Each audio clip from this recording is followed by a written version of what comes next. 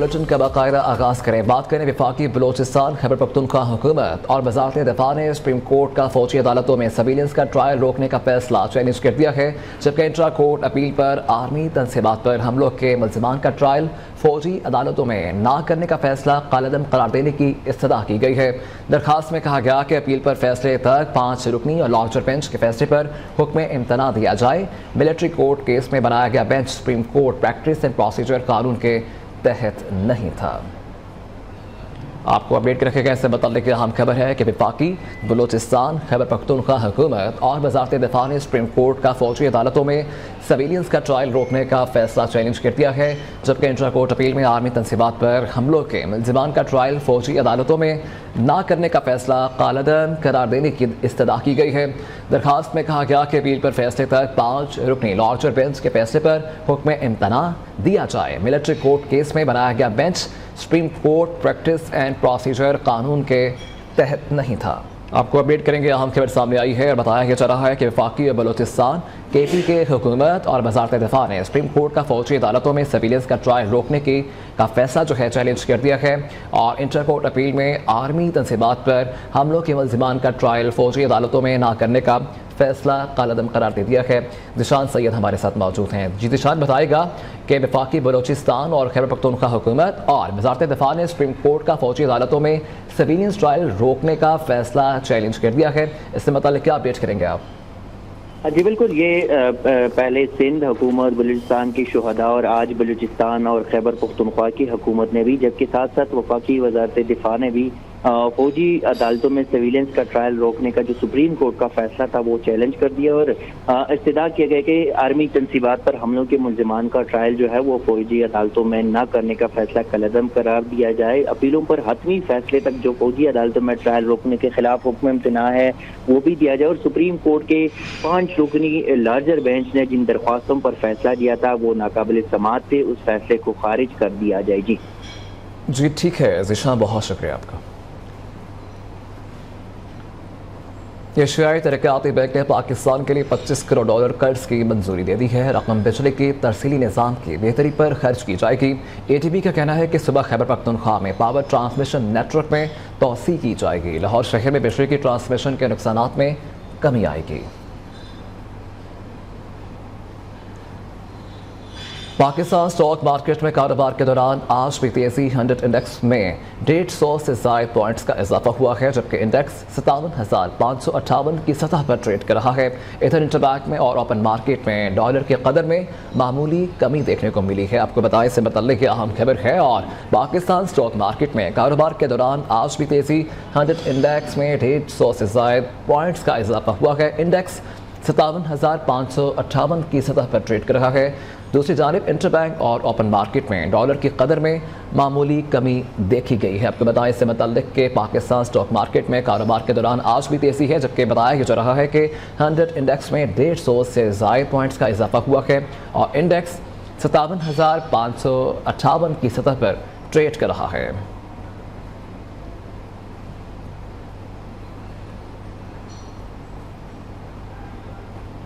आपको बताया कि नवाज शरीफ बोलना शुरू हो गए। अब भी बोलूँगा। शेख रशीद का 1 दिसंबर से मुख्तलिफ शहरों के प्रेस क्लब्स का दौरा करने का ऐलान। कहा कि जेल से भी इलेक्शन लड़ना पड़ा तो लड़ूंगा। चलने से पहले पुलिस ने अदालत में बयान दिया, मुझ पर कोई मुकदमा नहीं। अदालत ने मुझ पर पंजाब में दर्ज मुकदमात की तफसीलात मांगी हैं। और बाकी जो कह रहे थे वोट को इज्जत दो, वो भी बिलावल ने अनोखा लाडला से छीन लिया। शेख साहब और ये रोज कहते थे वोट को इज्जत दो, कल एबटाबाद में उसने भी कह दिया कि मुझे भी इज्जत दो और वोट भी मुझे। पहले तो चिल्ले से 2 दिन पहले तक हाई कोर्ट में जस्टिस चौधरी अब्दुल अजीज साहब की अदालत में उन्होंने ये बयान दिया था कि इन पर कोई केस नहीं है। जब मैं आया हूं तो 20 में मेरी अभी अबूरी जमानतें हैं, कल ATC की अदालत में फैसला होगा। आज चौधरी अब्दुल अजीज साहब ने ये फैसला दिया है कि जितने नाम इनके जिम्नियों में जहां जहां डाले गए हैं उसकी लिस्ट जो है वो 15 दिनों के अंदर अंदर पेश की जाए। कम से कम इसमें मुझे ये सहूलत आज बड़ी मिली है कि मुझे पता लग जाएगा कि मुझे कहां कहां चिल्ले के दौरान और किस किस केस में डाला गया है।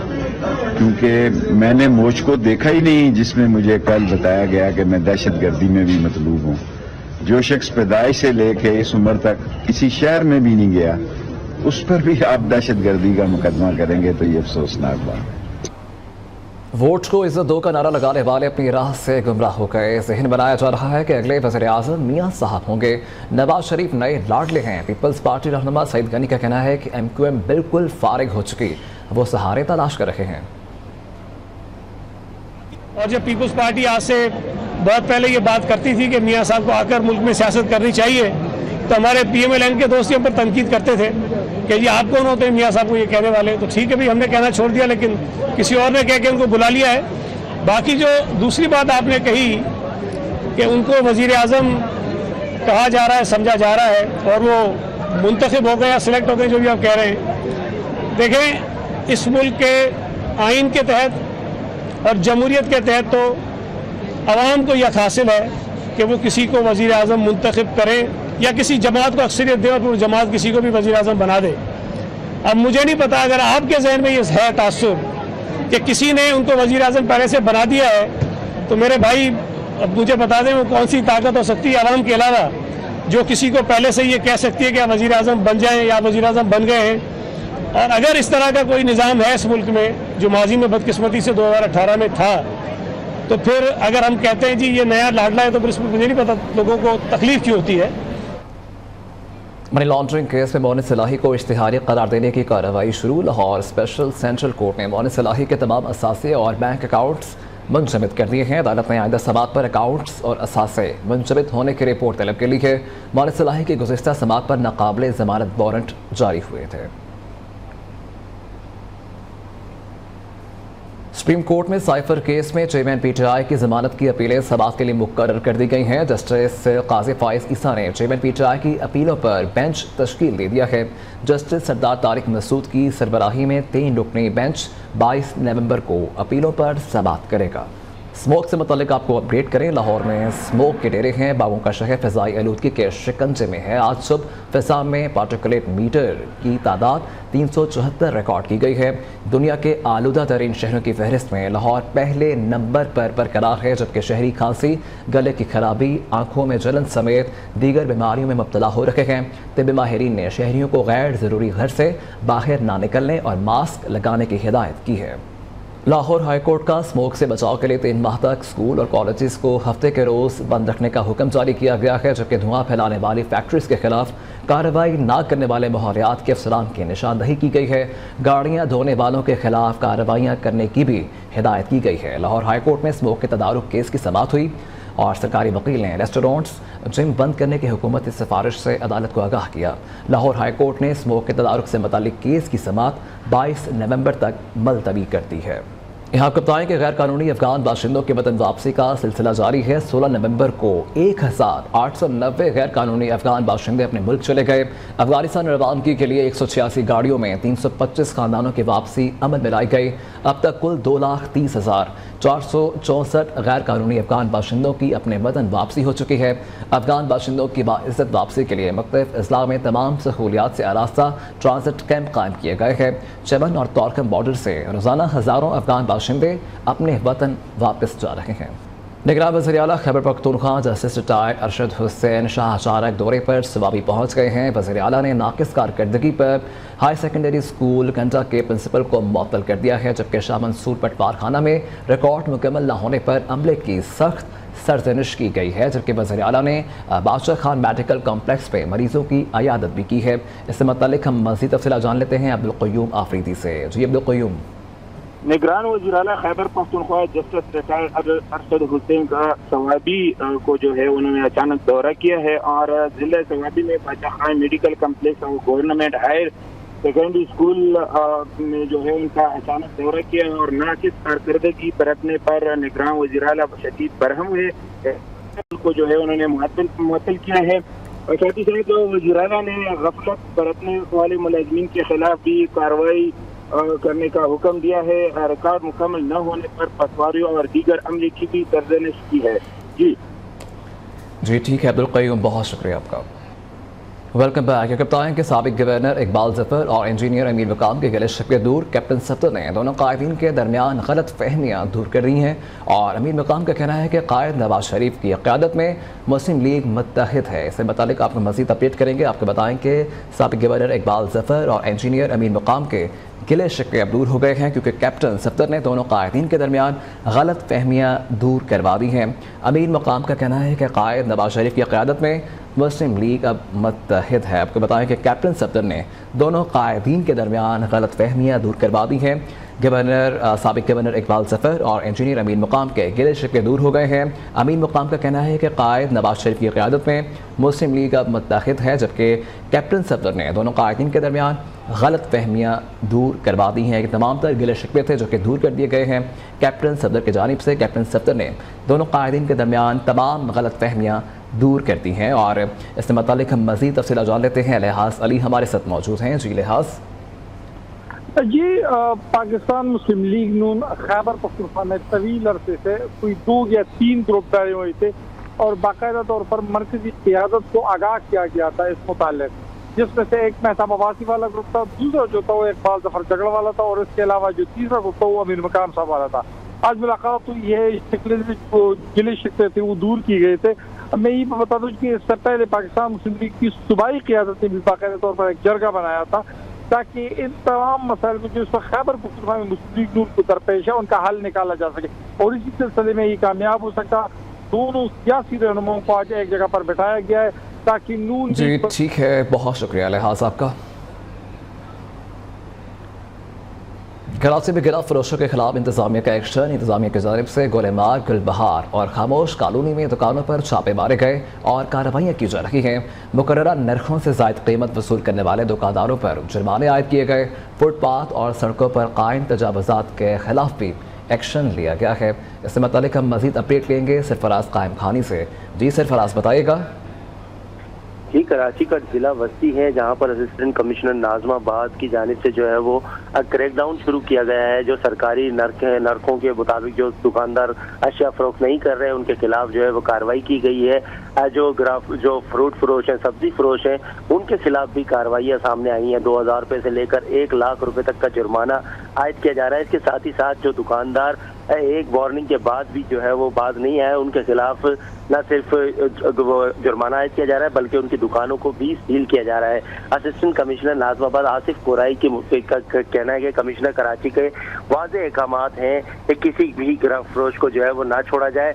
शहर में सरकारी नरखों के मुताबिक जो है वो अशिया फरोख्त होनी चाहिए, चाहे वो दूध फरोश हो, चाहे वो सब्जी फरोश हो, चाहे वो ग्रोसर्स हो, उनके खिलाफ जो है रोजाना की बुनियाद पर। जी ठीक है सरफराज, बहुत शुक्रिया आपका।